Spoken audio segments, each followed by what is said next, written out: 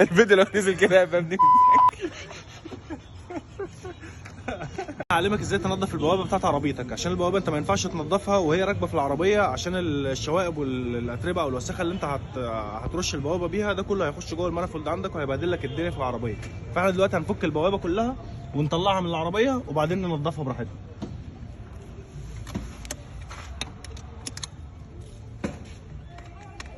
انت بتشيل الخراطيم اللي واصله في البوابه كلها وسلك البنزين والحاجات دي كلها، بعدين تبدا تفك البوابه. وطبعا قبل اي حاجه، قبل اي شغل في الكهرباء او الحساسات، انت لازم تفصل كابل البطاريه عشان تفصل الكهرباء عن الكمبيوتر بتاع العربيه خالص.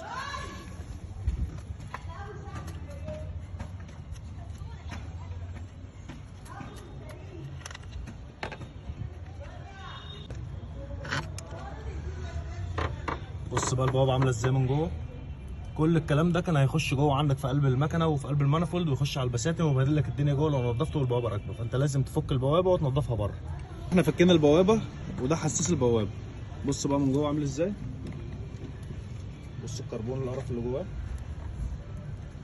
بص اصلا البوابه عامله ازاي. ده كله بقى احنا المفروض هننضفه دلوقتي. بص بقى القرف اللي نازل منه.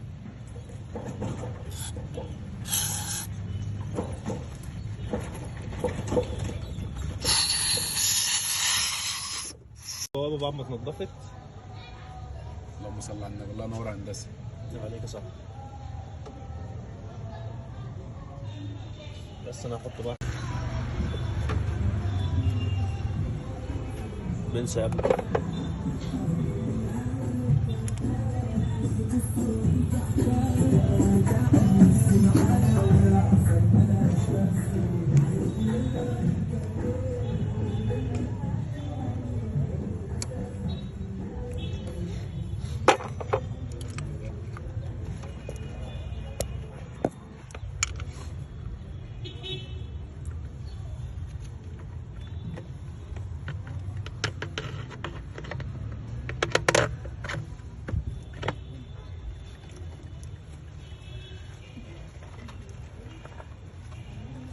شفتوا؟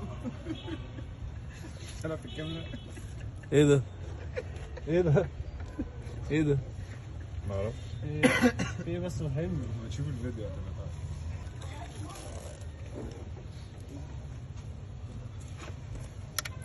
انا مش فارق معايا والله العظيم. انا شايفه نفسي حتى لو وصلت النص وانا كمان.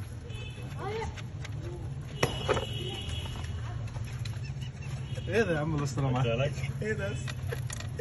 ايه ده؟ بس اثبت بس كبرت خالص يا عم. والله هي كبيره من يومها، طول عمرها كبيره. انا من امتى وانا كانت صغيره؟ الفيديو هينزل يا اسطى بالحاجات دي؟ طول عمرها كبيره. انا اعمل ايه طيب؟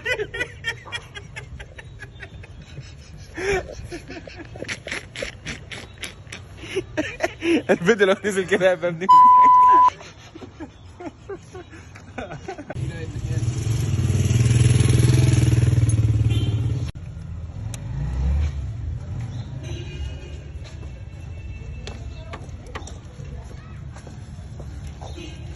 كده خلاص صح؟